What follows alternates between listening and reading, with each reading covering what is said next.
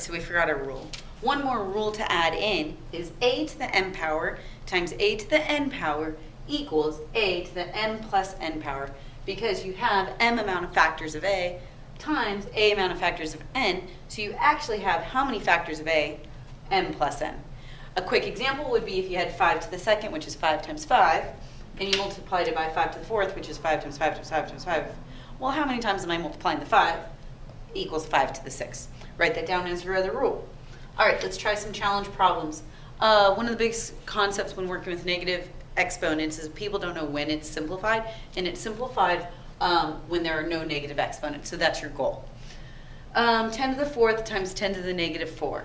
Well, if I use this rule where I just add the exponents, this will equal 10 to the 4 plus negative 4.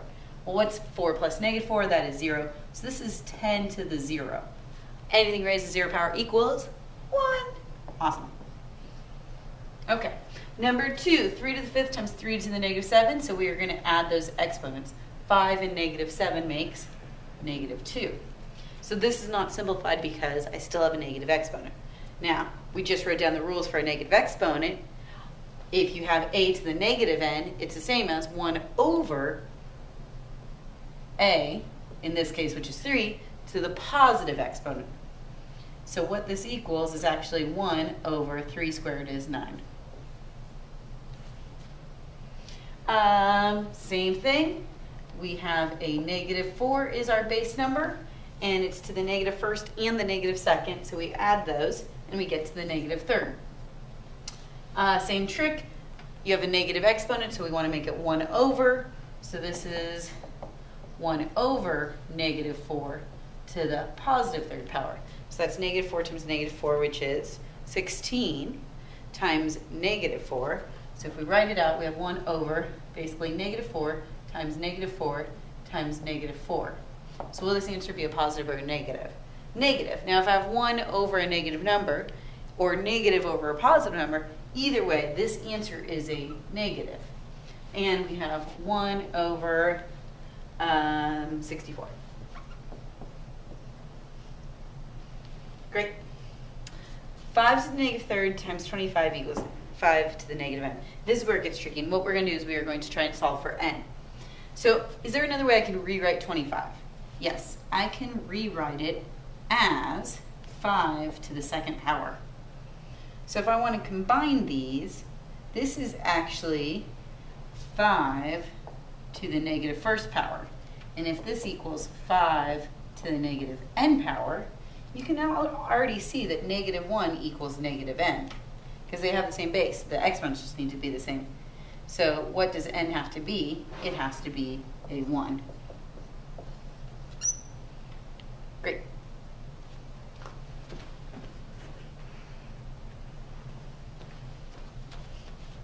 All right, let's do similar here, but wait a minute, I got this weird thing going on. What's 64? 64 is the same as 8 squared. So this side is the same as 1 over 8 squared. Well, if I use that rule of moving it from the denominator to the numerator, what happens with the exponents goes from positive to negative. So this is actually the same as 8 to the negative 2. Now I know usually when we're simplifying we want to get rid of the negative exponents, but I actually want to make it look similar. So if I add those, I have 8 to the negative 4 plus negative n. So if you think about what's happening, I have 8 to the negative 4 plus negative n. This exponent and this exponent have to be equal. So what I'm going to do is I'm going to set them equal to each other. Negative 4 plus negative n is equal to negative 2.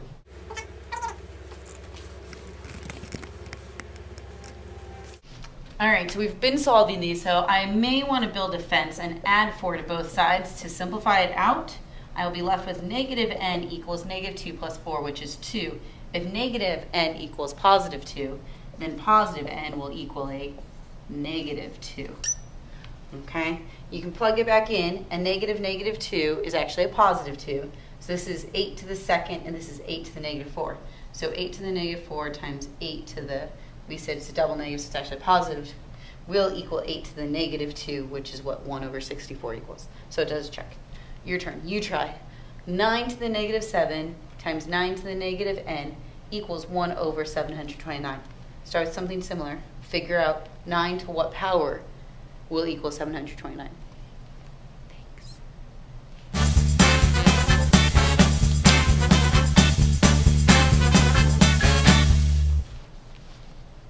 All right, like totally, we're going to do a couple last examples. So you've already got your toolbox.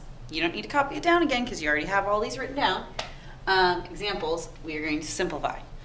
This is 7x to the 0 power. What is being raised to the 0 power? Just the x. And anything raised to the 0 power equals 1.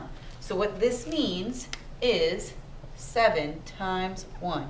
And 7 times 1 is 7. Great. Number 2, what is being raised to the negative 4th power? X. Just x.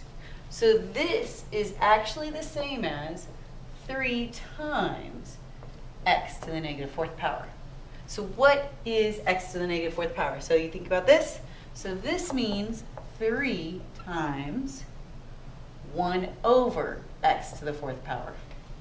Now, when multiplying fractions, you have a whole number, you just want to put it over 1. So what does this equal? This equals 3 over x to the 4th power. Number 3, 3 over x to the negative 1. Again, I would probably split this up so you can see what's happening. This is the same as 3 over 1 times 1 over x to the negative 1st. I'm going to split it up so I can think about just how to deal with that negative exponent. The only thing that's being raised to that negative exponent is the x, not the 3, so I want to just deal with this x. So if I have 1 over x to the negative 1st, I look at my rules, here it is.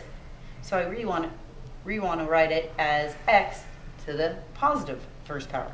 So this is the same as 3 over 1 still, times, but I'm going to rewrite this as x to the positive 1.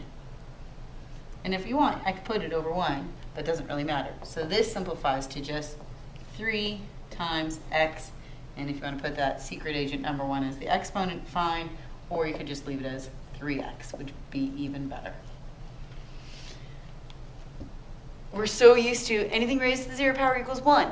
The problem in this is a negative and then 6 to the 0 power. So this problem can actually be rewritten as negative 1 times 6 to the 0 power. So 6 to the 0 power, anything raised to the 0 power equals 1. So this is negative 1 times 1. This problem equals negative 1.